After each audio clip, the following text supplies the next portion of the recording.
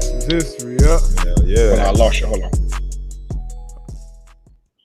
There we go. All right.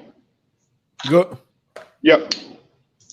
Yeah, so shit, like you said, the rest is history. So what you thinking now? You get drafted to the Colts. Obviously, you wasn't expecting that. It's the one team you hadn't talked to, and now you go into the building. You know, Peyton there. You got Marv there. You got Edge. Yep. Like, what's your thoughts now? Well, did my little research on them, and I see they had, three amigos, pretty much the three triplets. That's what it was. Peyton, Marvin, Edge. I'm like, all right, where I'm gonna fit in. You know what I'm saying? Like they got Marv. Marv had a lot of juice left, right? Yeah. So the first thing I'm thinking, like, all right, first person, I talk to EJ all the time, right? We talking, we laughing, we on the phone, we talking. And I'm like, all right, the first person I gotta see, right, is Marv. Because I already know Marv gonna probably have a bitter taste in his mouth. Yeah. They drafted another receiver first round. I get it. You know what I'm saying? So obviously, if Marv wasn't around, right? So it wasn't around for me to talk to. You know what I mean? But so the next person on the list was Peyton. You know what I'm saying? So Peyton from New Orleans, I'm from New Orleans. Cool. It's ought to be a good relationship. You know what I'm saying? So, but I couldn't help but to think about, man, when I see Peyton, I'm gonna tell him, man, they messed up, man. Gave me my scholarship away. They gave my damn scholarship away. Yeah, it's forget funny. about shit. Right. You know what I'm saying? So I'm like, when I brought it up to him, he knew all about it. He's like, man, I'm still upset about that. I tell Coach Farmer all the time. And a couple of times Coach Farmer came to our practices while we was there, and Peyton would always throw it at him. Hey, Coach Farmer, remember this guy? Remember we gave his scholarship away? You know what I mean? Like, so, it was good, man. Like, meeting everybody, obviously signed the contract, never seen that many zeros in my life, at that point in time, you know what I mean? So it was great, man. Like, bro, like for a kid, from Marrero, that really didn't have much, you know what I'm saying? Like, bro, it was a blessing, man. Like I dreamed about playing football since I was 7 years old. You know what I mean? Even though I love baseball, but like football was always the one that I was always dreaming about. And believe it or not, the one dream I always remember was me playing in the Super Bowl. The Super Bowl was in New Orleans, but that team was the Buffalo Bills, right? So, I remember that. You know what I'm saying? Like, man, like it was a dream come true, man. A little kid, man, they ain't never had nothing. Dream come true. You just want to do everything you could to seize that moment. Nah, man. Nah, that's real. We ain't gonna keep it too much longer, but I do want to dive into just like the X's and O's and just, you know what I mean, playing the position with Marv, with Edge, with Peyton, just because, shit, I was able to see that shit firsthand. Just how that shit was just like, it was just like seamless, you know what I mean? And then obviously, talking ball with you, just like how, like you kind of mentioned it before, where like you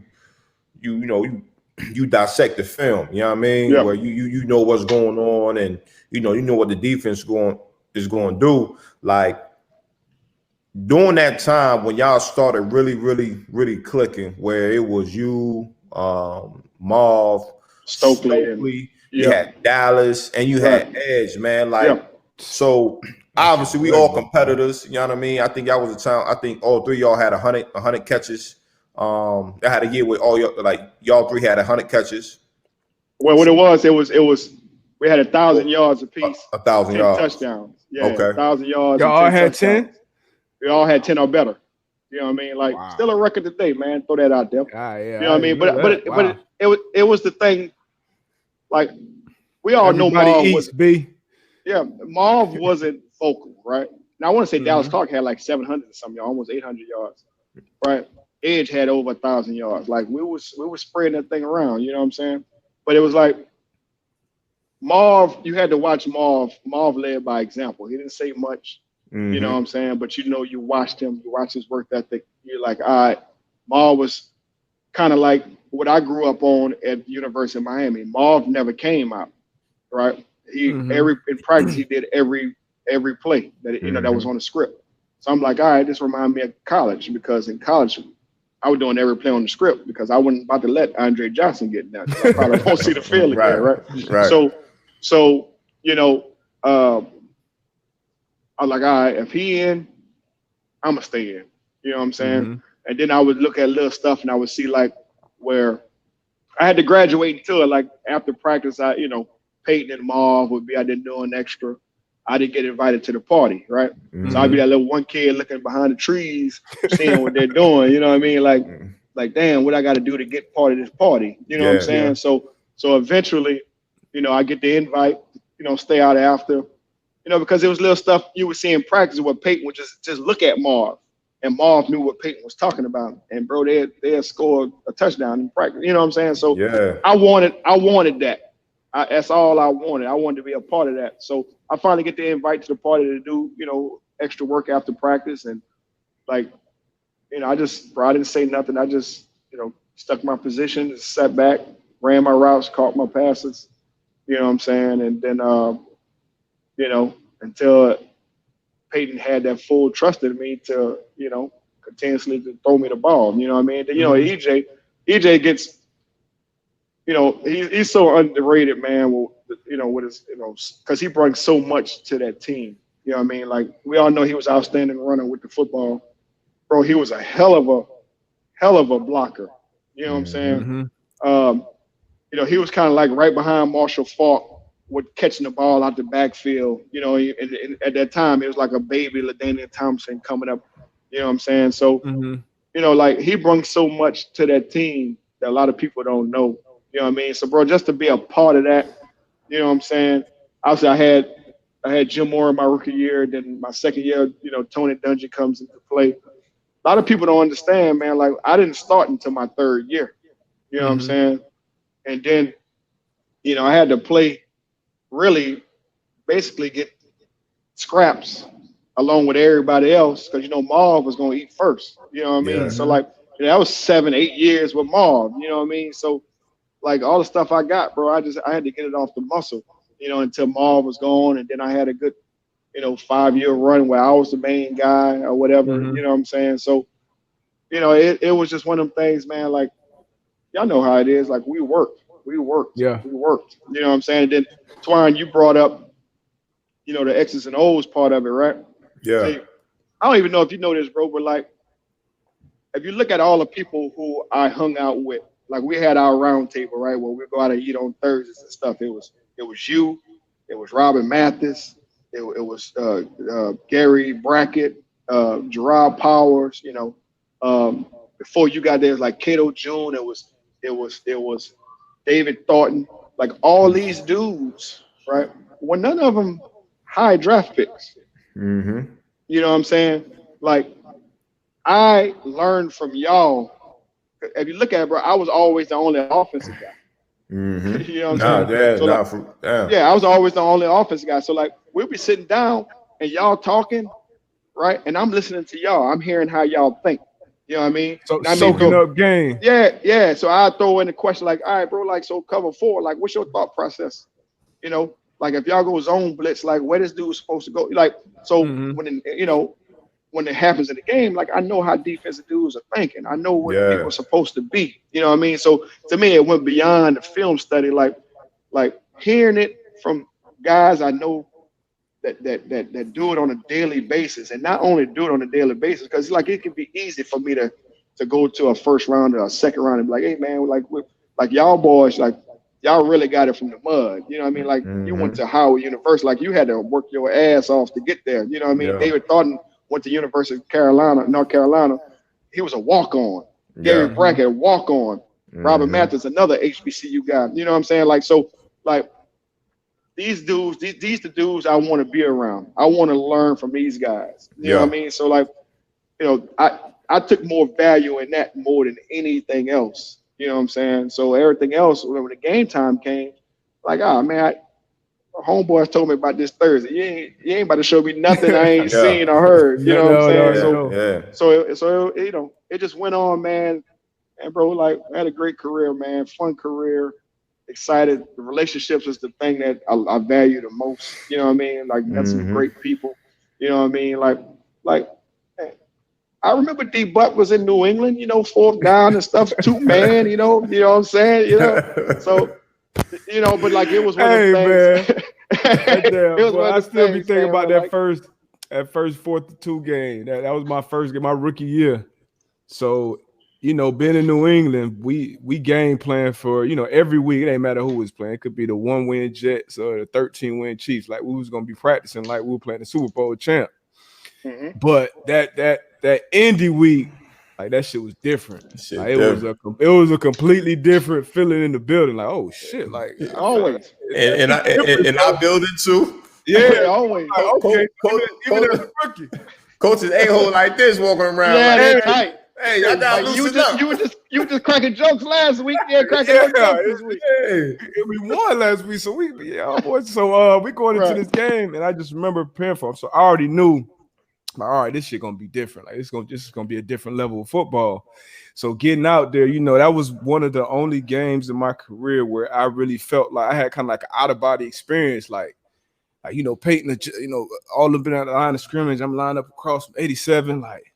Hold up, bro. Like this shit real life, like you know, this shit real right now. And I remember a route you gave. I had help in a low hole, 1 hole, had you in the slot. I'm like, shit, you know, young boy, it's my time for the lock. Reggie, what's up? Like, he keep routing it. He ain't. I was scared of speed. I'm like, man, I could. This technician, this route running, say, yeah, all right, whatever. Right. Man, you gave me a whip route. I'm talking, we talked about this shit all week. I was out there bit long. I'm like, yeah, all right, I gotta tighten up. I gotta take a deep breath. So that shit, I gotta ask y'all boys, like, and you specifically, you kind of touched on it with the X and O's and the extra work, you know, he was putting in with Marv, then you got invited to the party. What was it like preparing for, like, because obviously y'all had y'all battles with the Patriots, and you know, you seen the news with Dungy and Brady kind of going back and forth with the news now. What was like preparation for them battles for y'all on the offensive side from, you know, Peyton, yourself, and the other guys around you? Man, I'm gonna be honest with you, bro. Like, we knew it was a big game because, as you know, the media always, that's all they was talking about, right? It was always the Brady versus Manning or the Manning versus Brady. Like, to us, bro, like, to be honest with you, like, it was just another game. Like, we know it was a big game, right? But like, we looked at our coaches and looked at, you know, we're like, man, like, y'all tripping. What's going on? Like, all right, bro, like, this ain't the Super Bowl. Like, we're gonna be all right. We win, great.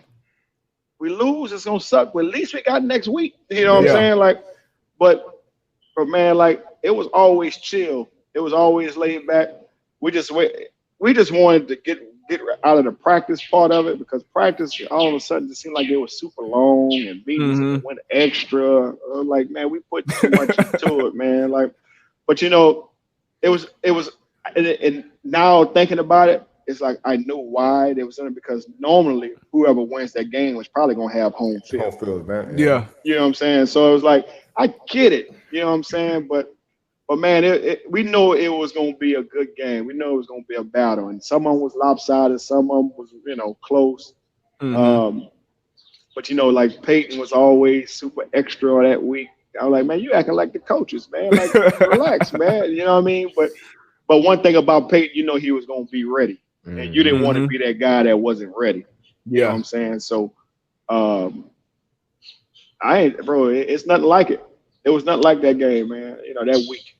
It was always fun. It was almost like, man, you know, everybody was going to watch. You know, it was going to be a prime time game. Facts. You know what I mean? So, like, you just wanted to make sure you go out there and shine. Nah, for sure. Man, shit, we're going to jump into some of these questions, man. They actually some good questions. Some good questions. For real. It was one. You kind of touched on it. So I'm gonna ask Amps first. Amp Harris. To my answer, why he's scared to go on the hike with me. Hey man, look, Amp be out there walking. Like I hit him on Instagram the other day. I said, man, your background looks like it looked like something from the Blair Witch Project movie. Like, bro, like, why are you walking? He be hiking in Indy? In Indy, in the woods. I don't know where he at. I'm like, bro, I'm not hiking with you, man. I'm not. Hey, man. I said, man, I ain't hiking with you, man. Then he be sitting up there talking. Yeah, I'm on my walk. Man, it's cold out here. I'm like, bro, you scaring me, man. like, get out of there, man. You know, but yeah, man, that's his mental health walk. That's his thing, man. Shout out to Amp, man. Amp Harrison. Man, I got it's a good question. I kind of already know the answer to this, but for the listeners, D Presley 14. Did you feel any pressure after Marvin Harrison retired, and how supportive was the organization and you stepping up to become that number one receiver? Hey man, it wasn't no pressure. I felt like I was ready. Yeah. You know, like I had 7 to 8 years, bro, where I sit up there and I watched Marv. So I felt like I was ready. I was. That's what I wanted. Yeah. You know what I mean? I held my ground. I waited till my turn, and there wasn't no pressure. I love the pressure part of it. You know what I mean? Like, this was an opportunity for me to show everybody what I can do. You know what I'm saying? Like, and then, you know, once it came into light, I was like, man, like, this ain't no shock to me. Like, I felt like I was made for this moment. I got all the great tutelage from Marv. I got, you know, great tutelage from the receiver coach, Clyde Christensen. Like, you know, it's just up to me to go out there. I know I can catch. You know what I'm saying? So, like, just go out there and do it. So, nah, it wasn't no pressure. Wasn't no pressure at all, man. Hey, bro, listen, we know the old cliche, man. The pressure is when you don't have that money for that water bill. Yeah. You know what I mean? Like, pressure is when, you know, when it's time for you, you know, to go out there and do something you're not ready. You know what I mean? I felt like I was ready. So, no pressure. Because you always get that that notion of, you know, being the number 2 receiver behind Marv, and with him leaving, now you the number 1. Okay, can his production line up? So now you kind of looking at the Juju situation now, where AB gone and, you know, the production ain't there. But like you said, like, you know, it ain't for everybody, bro. Yeah, like it's tough. It's tough, and I've seen it. Like, yeah, when Marv was there and I was there, like, yeah, Marv got a lot of the number 1 dudes, you know, but a lot of times it was Marv got all the coverage. The number 1 dude would be on me. You know what I mean? So, like, I've seen it. I've witnessed it. You know what I mean? But I felt like I was ready, man. That was my training. I relied on my training. I relied on my coaching. I relied on my film study. And I just play, man. Just play. Whatever happens, happens. You know, you're going to win some, you're going to lose some. Just make sure you win more than you lose. You know what I'm saying? So that's how I always looked at it. Shit, another one. DJ the Don 21. Did you prefer a corner playing press coverage or playing off? I preferred press, right? And I'm gonna tell you why. I knew I wasn't the fastest. Okay. Whenever a guy's off, you know, he always has that option to where he can guess right. You know what I'm saying? Press. Now it's me and you, right? I'm a challenge your hips versus my hips. Your quickness versus my quickness. I know where I want to go. You know where you're going, right? Yeah, you know what I'm saying? So, like, once again, I'm going into, you know, my off-season training, my everyday practice, you know, training. Like, all right, let me see how good your feet is. Let me see if you can get in and out of your breaks like I can. You know what I mean? Like, to me, that was what I took pride in, running my routes, catching passes, getting separation. You know what I mean? So I would rather a guy press, right? And there was a lot of guys that can press, that can run, right? So, like, if I got a comeback, right, everybody knew, like, they used to call me Captain Comeback, right? You know what I mean? So I'm going to sell this thing like it's a 100-yard dash, right? And I'm going to get out of that boy. You know what I mean? I'm going to get out my break. You know what I'm saying? Now I'm going to see where your hips at. Yeah. You know what I mean? If your hips ain't right, your feet work ain't right, then I'm gonna get open. You know what I mean? So all day. Right. So I want you to be aggressive. I want you to come up and try to quick jam me and do all that stuff. You know what I'm saying? So, you know, it was just one of those things where I was like, I'd rather you press than get off. Like, you know, when the boys off, man, they can guess. You know, they watch film too. You know what I'm saying? So they'll sit, when Peyton hitting his, 5-step drop, he getting rid of that thing. So, run an out route, man, they can easily pick 6 that. Yeah. You know what I mean? But if you press, now it's mano a mano. It's man-to-man podcast. You know what I'm saying? Yeah, So, for real. So it's like, let me see what you got. Let me see if you can do it better than I can. Hell yeah. Hold on. I got a funny one for him. KVAR P23. This is a question I've seen multiple times. Why did you never talk to Pat McAfee? Hey man, it's this stigma out there, right? It's this stigma. I don't know where the stigma comes from, right? All right, so back when we was playing, okay, and I talked to Pat. When I see Pat, we talked. Last time we was at the draft, we talked. We actually took a picture. You know what I'm saying? Yeah. I ain't got nothing against Pat. Everybody think I hate Pat, right? Like I don't have nothing against Pat at all, man. You know what I'm saying? So like, I guess it was kind of my fault. I guess because like Jeff Saturday and Tarek Glenn, all my teammates would be like, "Hey man, like Pat's scared to talk to you, man. Why? What you do to Pat?" Like. I ain't even talked to Pat. I don't know what you're talking about. So it just kept going on. Like, man, what you do to Pat, man? Pat talking about he don't even want to walk over there by your locker. Like, what the problem is? I'm like, bro, I don't know. So I say, you know what? I'm gonna keep that shit going, right? So every time Pat would come around, I just meme mug. I just you know what I mean? I just meme up, and then I guess it's just been going on and on and on. But I ain't got anything. Pat, life is on. Yeah, you know what I mean? Pat was good, man. He was Yeah. a real good punter, great punter, man. He did his job. He did what he had to do. As long as he did what he had to do, I had no problem with it. You know what I mean? But when I see Pat, I talk to Pat. Yeah, man. Shout out to Pat, man. Shout out to Pat. He helped us get this thing kicked off, man. He definitely did. He definitely did. Yeah. Very good. Man, shit, I got a question from me. Shit, I done seen some amazing catches. Your time in the league. I got 2 catches that I can think of that I was like, well, damn. What's your number 1 catch while you was in the league? Oh man. Wow. Bro, you know what's crazy? I would say I got 3 catches. Matter of fact, I got 3 of them. But what was your most memorable catch? Bro, we playing against Philly. All right. We try to catch Philly with too many guys on the field, so Peyton hurry up and snap the ball. And I got Sheldon Brown sticking me. And he kind of ready, but not ready. You know what I mean? And I run a 9 route. And on their sideline, I catch a one-hander with my left hand.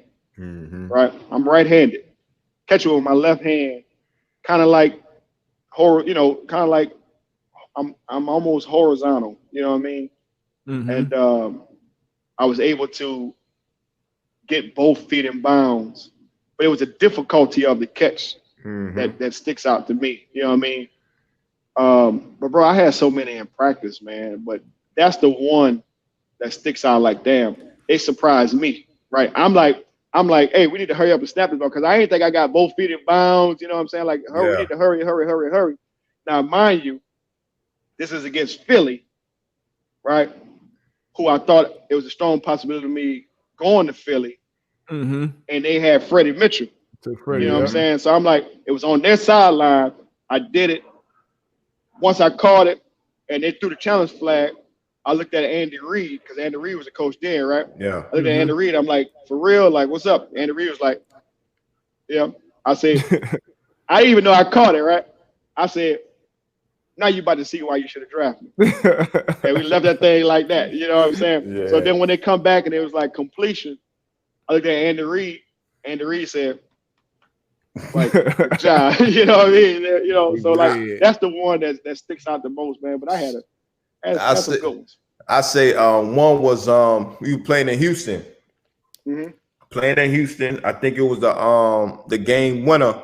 And It was I don't know. I think it was on our sideline. Yeah, it was our sideline.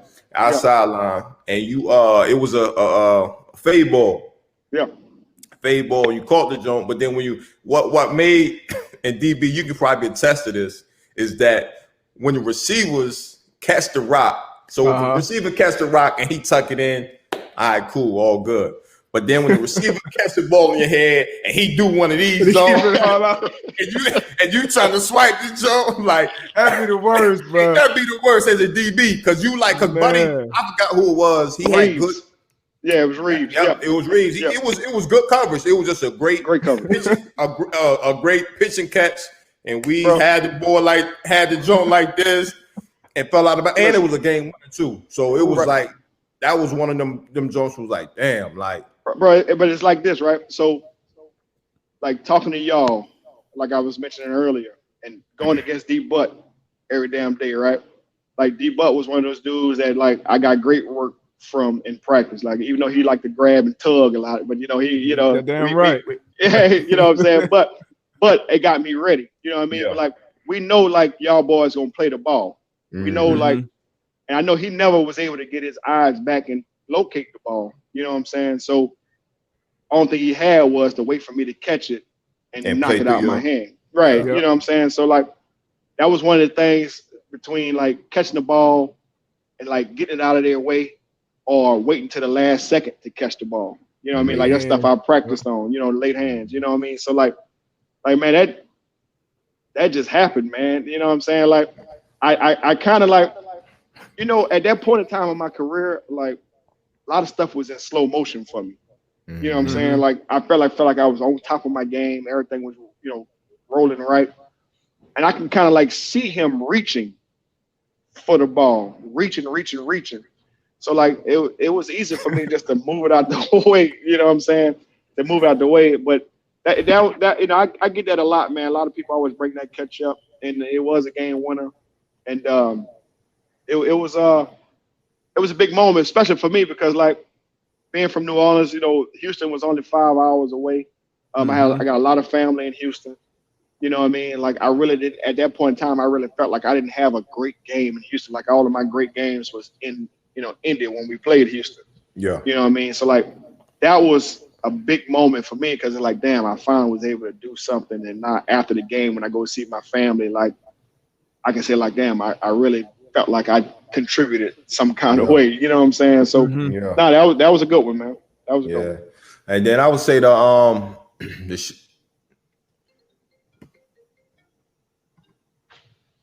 my fault. The junk on Seawood, and then the slant route against New England. Yeah, but the Seawood catch, man. Like which one, boy? That was my first real game in Indy. I was like, whoo, the slant. One, boy. The Green Bay at home. Oh, the green one. Yeah, Orange the Green glove? Bay at home. Yeah. Man, I was in the zone, bro. I was about to say, which catch? I don't even know which catch you talk about in that one. There was a lot of them. Man, like I was in the zone, man. And then that was like, once again, I went up against Seawood quite a few times. I really felt like after them games, I didn't win.